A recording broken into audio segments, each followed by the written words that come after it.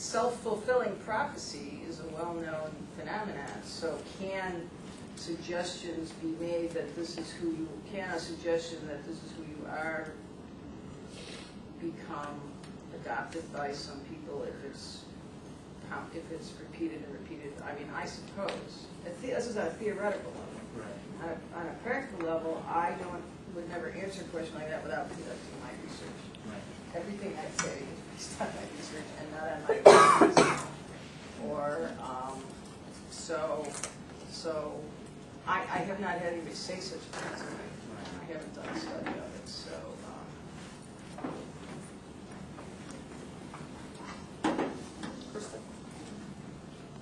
Do you see any hope for change? We all can agree that life during the Bush era was really horrific, and the response after September 11th. But even now, I just had an experience going through the airport where I was given a, I was patted down, and I asked why they needed to do that when nobody else was being patted down, and one of the other screeners said, we don't trust people who dress like that. And so that's now, 8 years later. Do you see in your research an indication that things are going to change? Well, there's the popular level, and then there's the government. And I think that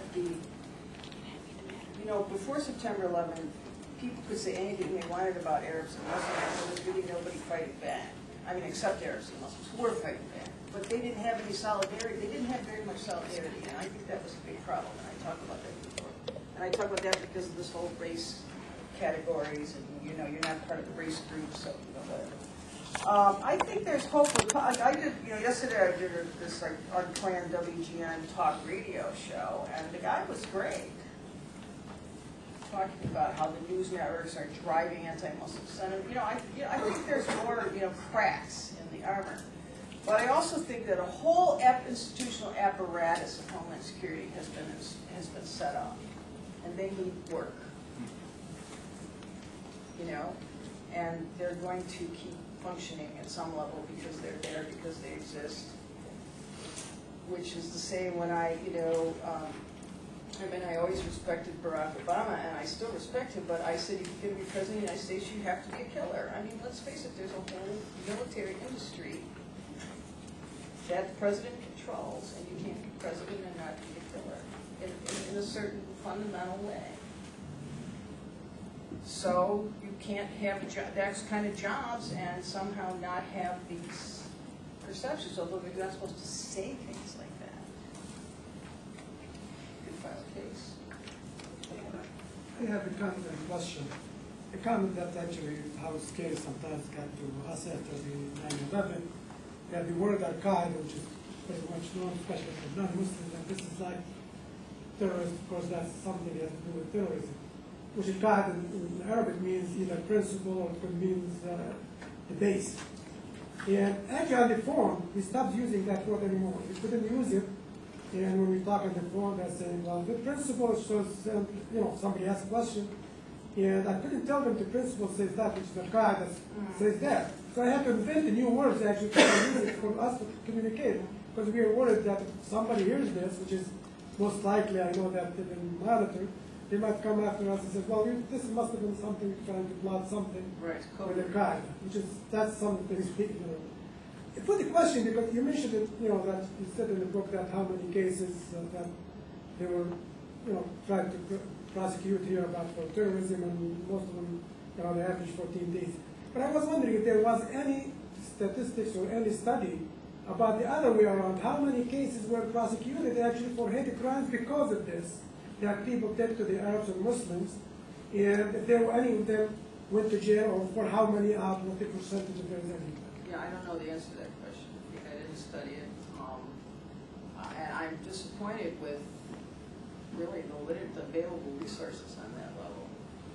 I mean, the hate crimes reports that are coming out of Arab American and Muslim American organizations lack all sorts of detail, right? And the categories lumped together, and I don't know. I mean, remember there's a guy in Palos Hills attacked by a machete, right?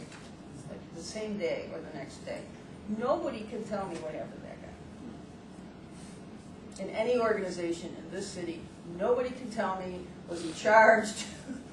Did he get convicted? What happened to him? Did it get counted as a hate crime? Nobody can tell me. Nobody followed up. I don't know what happened, you know. But it's like when I realized it would take me so many hours of work to pursue that case and find out its disposition, I thought, well, it's really not it's not the story I'm telling. So I don't know that anybody has done that piece of research. And I remember contacting Karen Washington. I contacted organizations to get more detailed information, but they just would send me a chart from their report.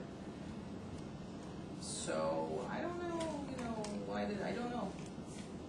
There are some later cases with CARE Chicago of people doing internships at CARE Chicago as their community service. I mean, you start here, well, CARE Chicago wasn't founded until '04, right?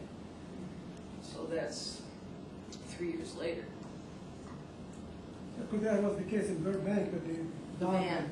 Yeah, that guy was sentenced. There's something about that in the book. That guy did get convicted and sentenced, and I think he did a community service. Yeah. Well, first off, I just want to say that I've been like in the AAA program for I said a month or so and whatnot, and before I got in it, like I knew about the Arab culture, but I only knew about like a little bit. So like a lot of stuff that I have learned about recently, like it's been kind of a surprise to me. And so like a lot of times, like when I'm like where the program is and where I live, like two different worlds. So it's like when I go back to where I live, they disrespect them, cause a lot of them work at gas stations or whatnot or restaurants, and I find myself sticking up for them more because I know what they go through. And so like my question would be like, how would how would like schools or organizations where I live at try and like educate people on what these people go through? That's a great question. It's interesting though. I have the hate crimes data for neighborhoods in Chicago, and the lowest level of hate crimes was in African American neighborhoods. I mean, there were none. Now that's very interesting because I know those of us who work in this community know the antipathies based on the liquor stores and the gas stations, right? I mean, this is long, simmering antipathy. Yet, people did not take violence into their hands, which is, I think, a very interesting. I mean, I said somebody should study that. Why is the violence all here? Why isn't it happening where there's liquor stores on every corner by the Arab grocers who they don't like, but they were not attacked. There were some attacks in Latino neighborhoods on the west side of stores, but not on the south side. So anyhow, well, that's a great question. I think that, I don't know, work with the AAAN, and I hope they will help you get the answer to that. That's a complex. First of all, it has to get in the school books, right? That's another part of Arab American history, which if you're interested in that's chapter 3. But I mean, not in any books, don't exist, because there's these race groups, and you have to be one of those race groups to get in a book. It's an institutionalization of, that became institutionalized. So I think that's going to change. Maybe people have to ask their teacher. I mean, it has to start at elementary school, doesn't it? High school. Has to be part of the education system, I think. And these stories that have not been part of the American narrative have to get into the American narrative.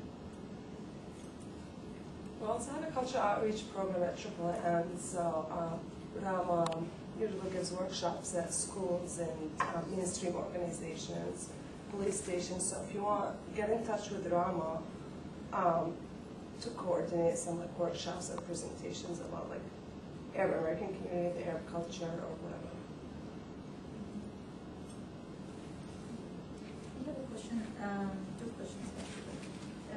How long did it take you to write the book and do your research?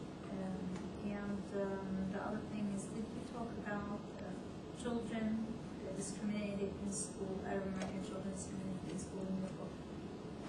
Well, that's the second question first. I did. Oh, did I? Okay, two parts. One was that I talked about children and facing discrimination in schools. And the first part was how long did it take to do this? Okay. 8 years. Yeah, Hatim's got the answer. 7, though. But anyhow, you know, by the rules of research protocols, I was not allowed to interview anyone on 18 or under.